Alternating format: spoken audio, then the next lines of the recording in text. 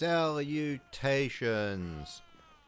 Probably will only have time for this and probably just this extra video this week. But welcome back to Tannenberg. Honestly, because I just felt like messing around in Tannenberg. Watch it or don't. I don't care.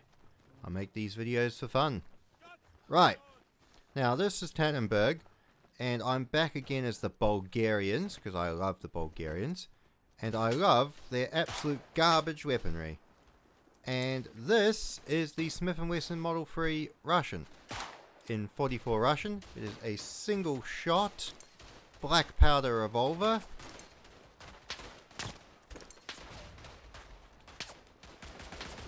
Come on, grenade.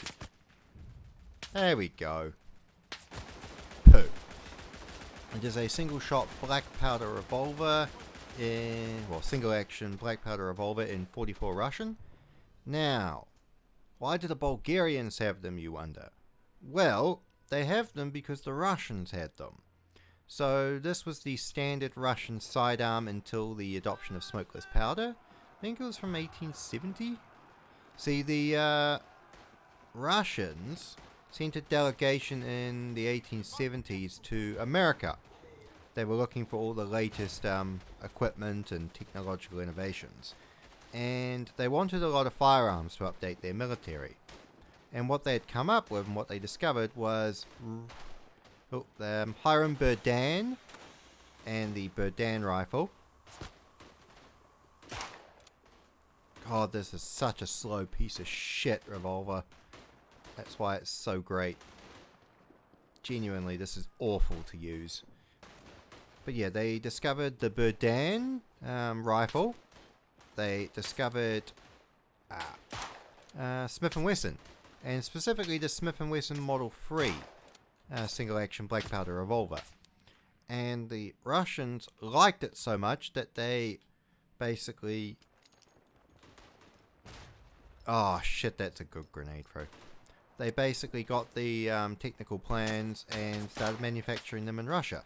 They made some modifications to them and used their own proprietary cartridge, which became 44 Smith & Wesson Russian, which was actually a reasonably popular cartridge, believe it or not. A lot of Smith & Wessons were chambered in 44 Russian, even commercial versions. It was just quite a hefty black powder cartridge for its day. But yeah, so the Russians got Berdan rifles, they got Smith & Wesson Model 3s.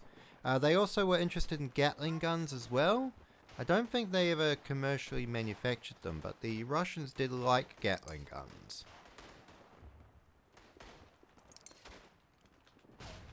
Shit, the blast damage on that grenade is nice.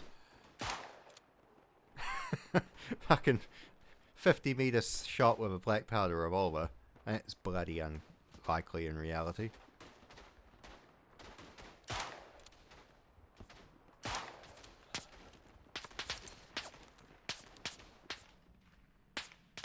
Wait for the grenade. Shit that. These bloody frag grenades are incredibly effective, especially at keeping the Russian counterattacks suppressed. Pity that the Smith & Wesson Model 3 is such a piece of shit that I'm usually dead by the time I cock the hammer back. Which is interesting because I have played around with a Smith & Wesson Model 3 Russian and the hammer is actually not that bad. It's a hefty hammer and it's a hefty trigger, but it's definitely not as bad as it is in the game.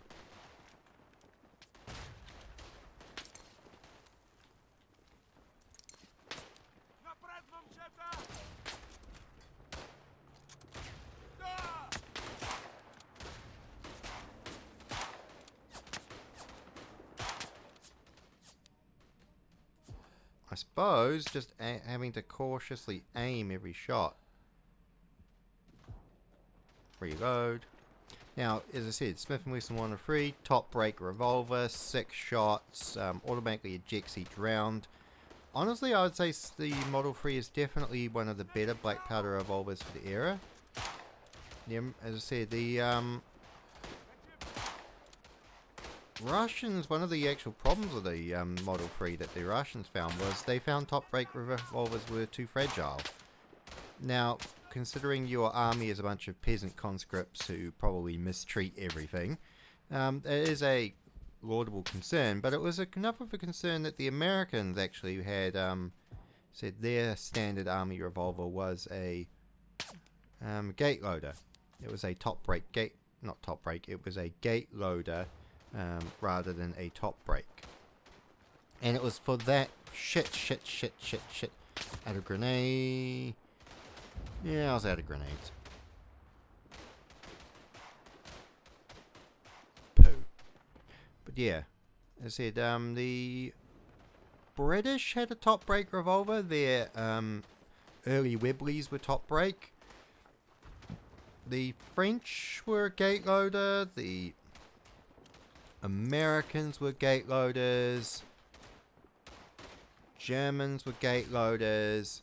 Most of the contemporary armies at the time used gate loaders because they were worried about fragility from top breaks.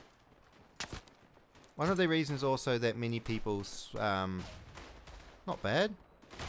Second grenade didn't get anyone either. When they went to semi-automatic pistols, there were a lot of countries and a lot of nations that didn't adopt them for that same reason. They were very much concerned that a semi-automatic pistol would be too delicate for idiot conscripts and they would just break them. So they wanted to stick with revolvers. Oh, thinking of the Model 3, there's the Australians. I think one of the Australian police departments got Smith & Wesson Model 3s as well. But they got theirs with shoulder stocks. Now that's an interesting idea actually, because this would probably be more accurate if I had a bloody shoulder stock for it. So I think the main problem with this thing is it's bloody incredibly slow hammer cycling. Because it bloody drops people really quick. Like it's effectively a good man-stopper cartridge. And in the hands of my weird Bulgarian man here, he is able to get people killed with it, but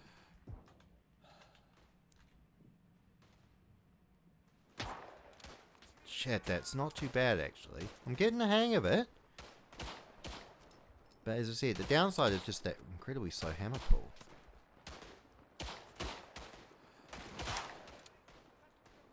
Oh shit, okay, I'm starting to understand the appeal of this bloody thing. It's exactly why I like the Burdand 2 and the Martini Henry. This thing has a high skill ceiling, but it feels so bloody satisfying to pull it off.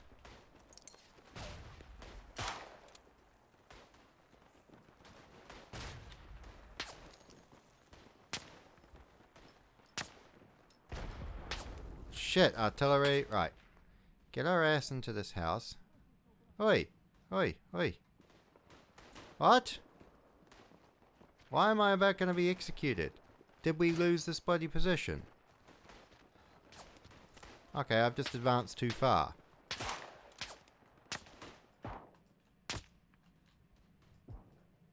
No, I completely fumbled that shot. That was better. Oh, I have advanced. I've advanced too far into the enemy line. Okay. A little bit of a gameplay thing that kind of bothers me, but okay. So obviously I need to swarm into this building rather than try and take the crest of the trench line. But yeah, as I said, I love playing the Bulgarians. They're my favourite faction in Tannenberg because their weaponry is so shit. It's just such a high ceiling curve on these things. Like, you've got single shot black powder rifles going up against M1891 Mosins and bloody Lebels and straight pulls and shit. Whereas I've got a fucking 44 single action revolver. Whereas the people I'm fighting have got bloody double actions and smokeless powder. Right. Nicely done. Right. We're just going to be like the traditional Bulgarian man and sit here for a moment while I check the map. Right, so we need to advance up the hill a little bit. Well, we need to finish taking this position.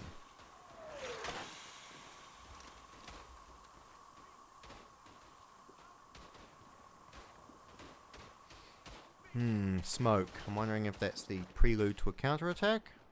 Not too sure. No, we are advancing ahead of our own advance. I just need to stay in this house until things are sorted. Right. Let's just not get too over eager. That Bulgarian scared the crap out of me because I thought he was a Russian for a moment there. Hello, fellow Bulgarian man. What are you armed with? Oh, you've got a M95. M95 straight pull rifle, which is Austrian. Right, now we can go to the crest of the trench. Hello, Austro-Hungarian. Right.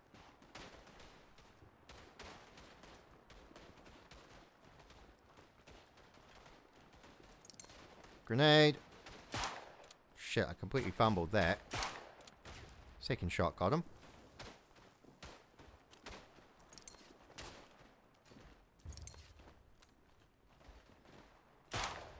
Oh, while he was moving too. See, not bad at all.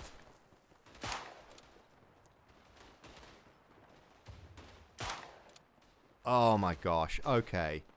Yep, this thing fucking has so much good stopping power. You just need to... If you fuck up, you're dead. If you don't fuck up, you are going to kill every enemy you encounter. Shit. He's got a fucking... Nah. Surrounded by bolt actions and I was reloading. Interestingly, the I'm pretty sure the Smith & Wesson Model 3 was a more commercial rather than a military thing. But they did come up with a speed loader.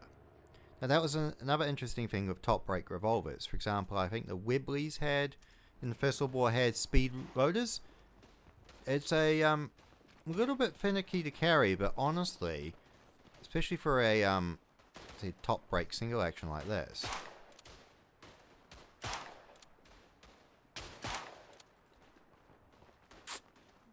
Yeah, third time's the charm. Not my best shooting though. But yeah, especially because this takes too long to shove individual cartridges into the revolver. You do really need that... Fuck. Nah, bolt action rifle. You just got the drop on me. But you really need a speed loader, I must say. Now I could switch to the Berdan or something, but no, I'm going to stick with this guy. And I'm going to stick with the Model 3. Because this is my video, and I can do what I want. And I want to mess around with an absolutely piece of garbage revolver.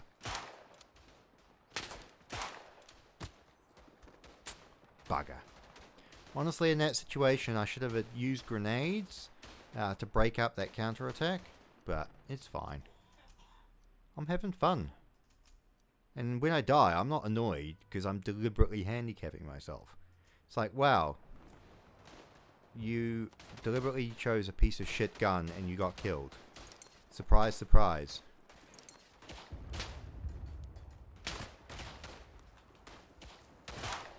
Oh, you're a Bulgarian. Fuck's sake. Why did I reload? I've got 5 bullets.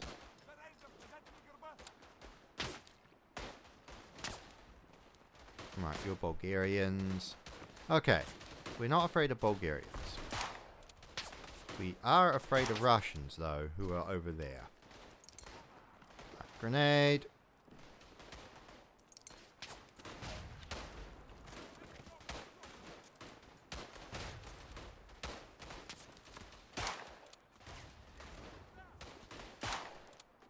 Not bad either. Not bad at all. Oh.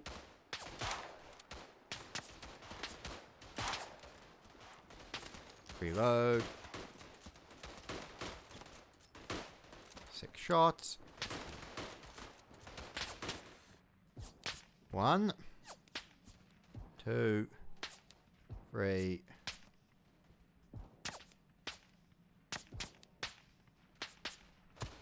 Bugger.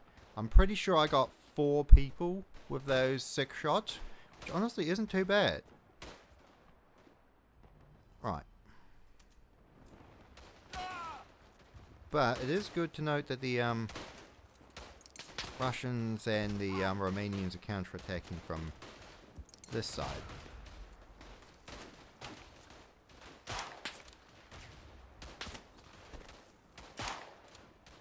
Oh, the sights on this thing are a little bit like looking through two bloody bricks.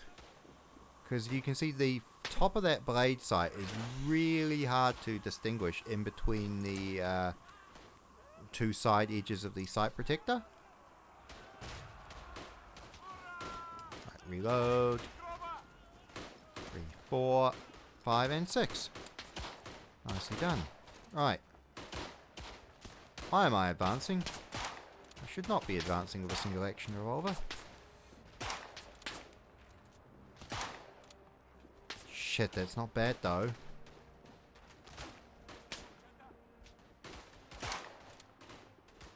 Right, reload. Don't think that Romanians notice me. We're just gonna keep it calm. And keep it cool.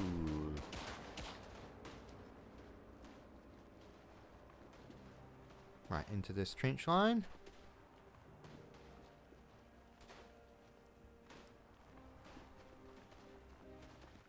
Hello, fellow Bulgarian man.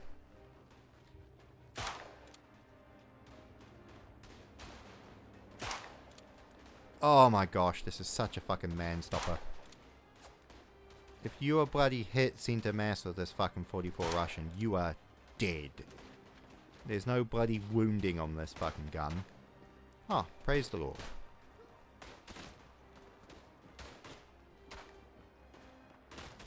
Praise the Lord again. Is that the Lord? No, it was the Virgin Mary. Ah, we won. As I said, I just wanted to play this because, and I wanted to use shit weaponry because.